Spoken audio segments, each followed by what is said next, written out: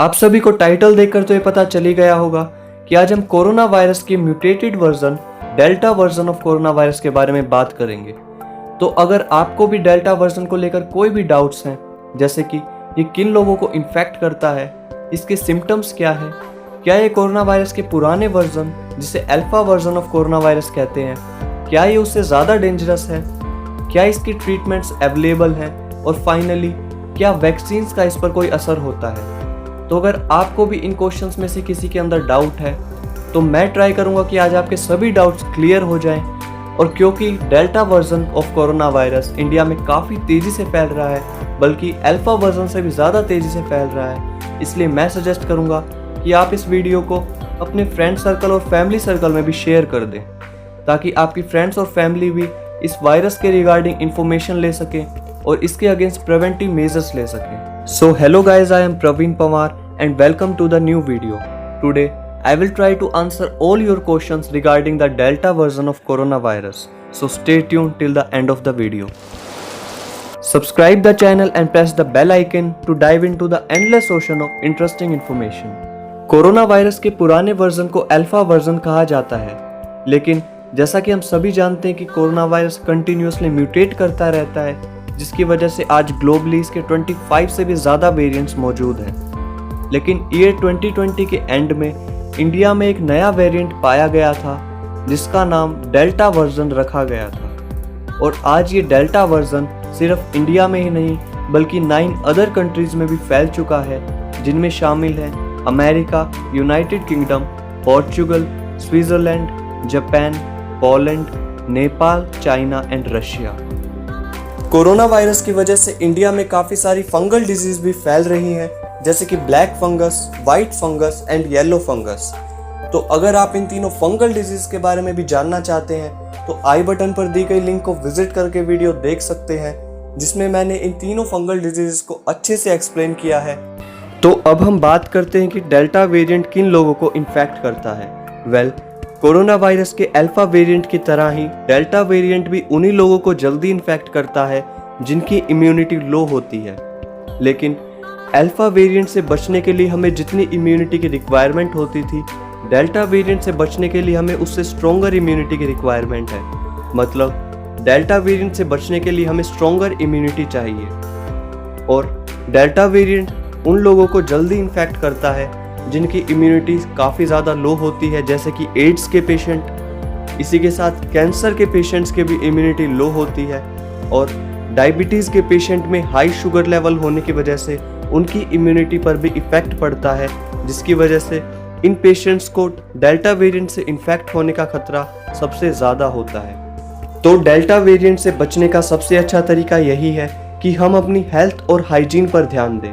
हम daily exercises और योगा करें और डेली हेल्दी फूड इंटेक करें। अब हम बात करते हैं कि कोरोना वायरस के डेल्टा वेरिएंट से इन्फेक्ट होने के बाद एक पर्सन के अंदर कौन कौन से सिम्टम्स दिखाई देते हैं। सबसे पहले हमें ये जानना ज़रूरी है कि कोरोना वायरस के डेल्टा वेरिएंट के सिम्टम्स अल्फा वेरिएंट से भी ज़्यादा सीरियस हैं, और ये हमारे गैस्ट्रो इंटेस्टाइनल ट्रैक्ट से जुड़े हुए हैं, यानी कि ये हमारे डाइजेस्टिव सिस्टम से जुड़े हुए हैं, जिसे हिंदी में पाचन तंत्र कहते हैं। इसके अंदर आते हैं नोजिया की फीलिंग होना, डायरिया होना, हमारे एब्डोमिनल रीजन में पेन होना, एपेटाइट लॉस यानी कि भूख कम लगना, हियरिंग लॉस होना या ब्लड क्लॉटिंग होना यानी कि खून का जमना। अगर आपको भी इनमें से मल्टीपल सिम्टम्स दिखाई दे रहे हैं तो आप अपने डॉक्टर से ज़रूर कंसल्ट करें, क्योंकि ब्लैक फंगस का डेल्टा वेरिएंट ज़्यादा डेंजरस है अल्फा वेरिएंट से। तो अब क्वेश्चन आता है कि क्या कोरोना वायरस का डेल्टा वेरिएंट अल्फा वेरिएंट से भी ज़्यादा डेंजरस है। वर्ल्ड हेल्थ ऑर्गेनाइजेशन के according delta variant corona virus का सबसे फास्टेस्ट एंड फिटेस्ट वेरिएंट है, यानी कि डेल्टा वेरिएंट कोरोना वायरस का सबसे फिट और सबसे तेज़ी से फैलने वाला वेरिएंट है। और वर्ल्ड हेल्थ ऑर्गेनाइजेशन ने इसे VOC लिस्ट के अंदर डाल दिया है, यानी कि वेरिएंट ऑफ कंसर्न लिस्ट के अंदर डाल दिया है। और इस लिस्ट के अंदर उन वेरिएंट्स को डाला जाता है जिन पर पब्लिक हेल्थ मेजर्स, मेडिसिन और वैक्सीन्स का कम असर होता है, यानी कि डेल्टा वेरिएंट पर वैक्सीन और मेडिसिन का इफेक्ट कम हो जाता है।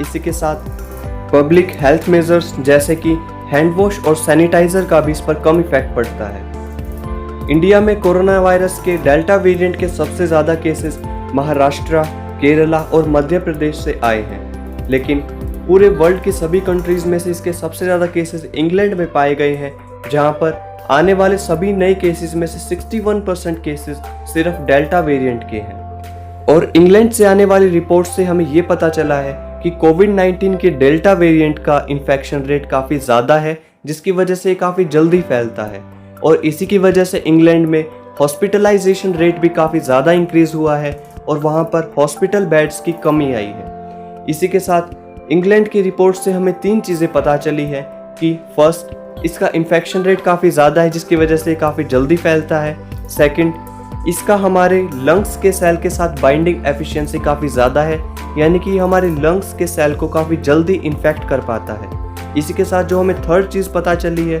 वो है कि वैक्सीन्स की इसके अगेंस्ट एफिशिएंसी कम हो जाती है, यानी कि वैक्सीन्स का इस पर इफेक्ट कम हो जाता है, जिसके बारे में हम इसी वीडियो में आगे चलकर बात करेंगे।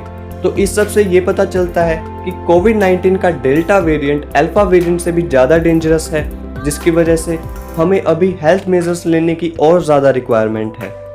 तो अब हम बात करते हैं कि क्या कोविड-19 के डेल्टा वेरिएंट का कोई ट्रीटमेंट अवेलेबल है।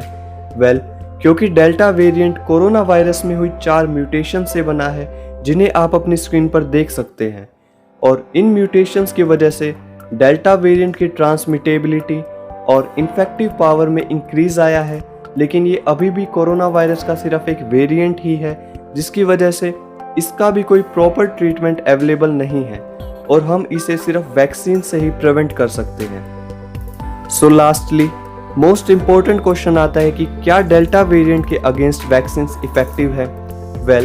क्योंकि डेल्टा वेरिएंट सबसे ज़्यादा इंग्लैंड में स्प्रेड हुआ था, इसलिए पब्लिक हेल्थ इंग्लैंड यानी कि PHE की रिपोर्ट्स के अकॉर्डिंग सभी वैक्सीन्स डेल्टा वेरिएंट के अगेंस्ट इफेक्टिव तो हैं, लेकिन इनकी एफिशिएंसी डेल्टा वेरिएंट के अगेंस्ट काफ़ी कम हो जाती है और ये 5 टाइम्स कम एंटीबॉडीज क्रिएट कर पाती हैं जितना ये नॉर्मली कर सकती हैं। इसी के साथ वैक्सीन की फर्स्ट डोज लेने पर ये हमें डेल्टा वेरिएंट के अगेंस्ट सिर्फ 33% एफिशिएंसी दे पाती है, वहीं वैक्सीन की सेकेंड डोज लेने पर ये हमें डेल्टा वेरिएंट के अगेंस्ट 60% इम्यूनिटी तक दे पाती है।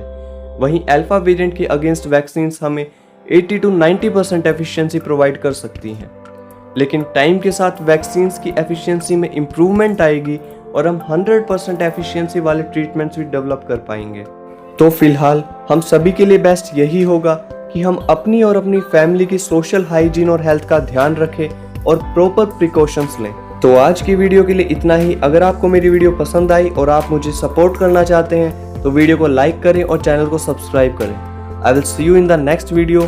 Till then have a great day and be safe.